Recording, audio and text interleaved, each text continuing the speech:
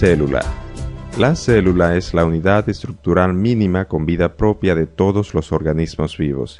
Cada célula está formada por el protoplasma, que es la sustancia viviente y representa la base física de la vida.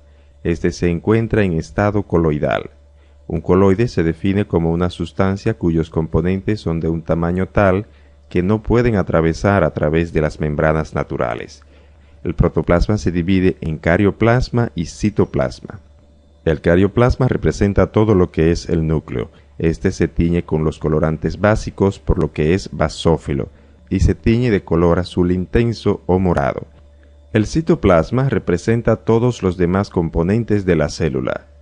Este es acidófilo, ya que se tiñe con los colorantes ácidos, por lo que se tiñe de rojo o rosado. Los componentes del protoplasma son agua, proteínas, ácidos nucleicos, carbohidratos, lípidos y sustancias inorgánicas. El agua representa alrededor del 75% del protoplasma. Esta se encuentra en parte libre como disolvente y en parte unida a proteínas como componente estructural.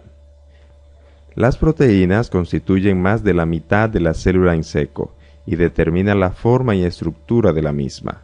Las proteínas forman estructuras. Pueden existir como proteínas puras o combinadas con lípidos para formar lipoproteínas, o con carbohidratos para formar glucoproteínas, proteoglucanos y mucoproteínas. Las proteínas también forman enzimas y hormonas. Los ácidos nucleicos son de dos clases, son el ADN y el ARN. El ADN se llama ácido desoxirribonucleico y el ARN ácido ribonucleico. El ADN forma el material genético y se encuentra principalmente en el núcleo, aunque también podemos encontrarlo en el citoplasma, específicamente en las mitocondrias. El ARN abunda tanto en el núcleo como en el citoplasma. Este lleva los mensajes desde el núcleo hasta el citoplasma y actúa como plantilla para la síntesis de proteínas. Los carbohidratos constituyen la principal fuente de energía en la mayoría de las células. Este se almacena en forma de glucosa y glucógeno. También se encuentra formando parte de los componentes extracelulares.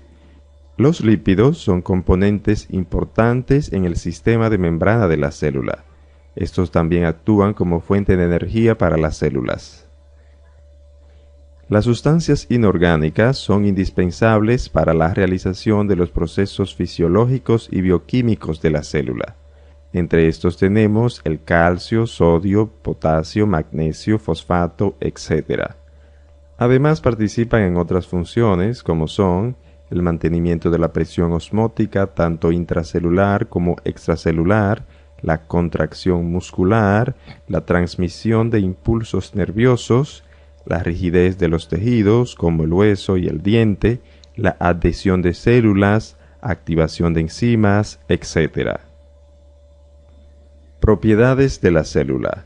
Las propiedades del protoplasma son la respiración, crecimiento, irritabilidad, conductibilidad, contractibilidad, absorción, secreción, excreción y reproducción.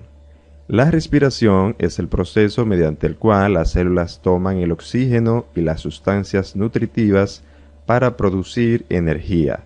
Este es un proceso vital para las células y durante el mismo se produce oxígeno, dióxido de carbono y agua. El crecimiento es el aumento de tamaño celular por el aumento de la cantidad del protoplasma o también por el número de células. Cuando hay aumento en el tamaño de la célula se llama hipertrofia. Cuando hay aumento en el número de las células se llama hiperplasia. La irritabilidad es la capacidad que tiene la célula para responder, es decir, de elaborar una respuesta ante un estímulo. Esta propiedad está bien desarrollada en las neuronas. La conductibilidad es la generación de una onda de excitación a toda la célula a partir de un punto de estimulación.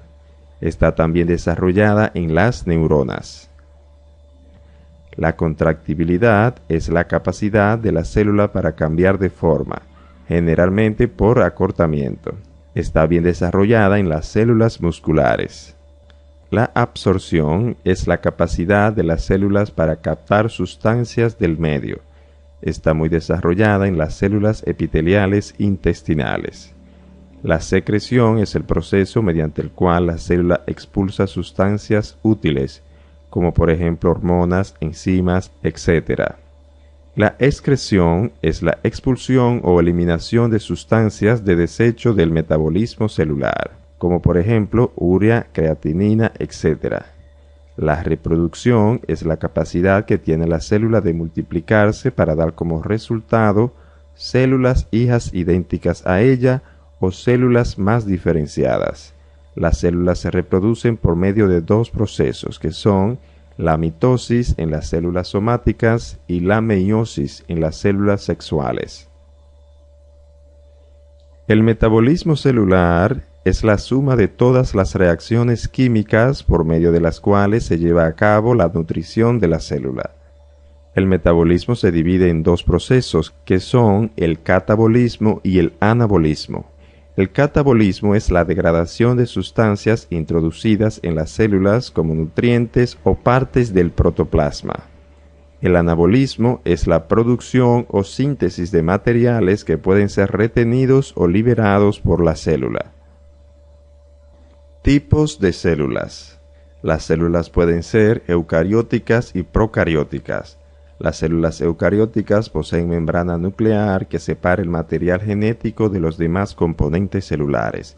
Un ejemplo de estas son las células animales y vegetales, mientras que las procarióticas no poseen membrana nuclear, por lo que el material genético está mezclado con los demás componentes celulares. Un ejemplo de estas son las bacterias.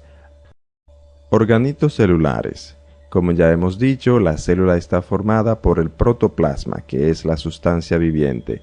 Este a su vez se divide en carioplasma o núcleo y citoplasma, que es el resto de la célula.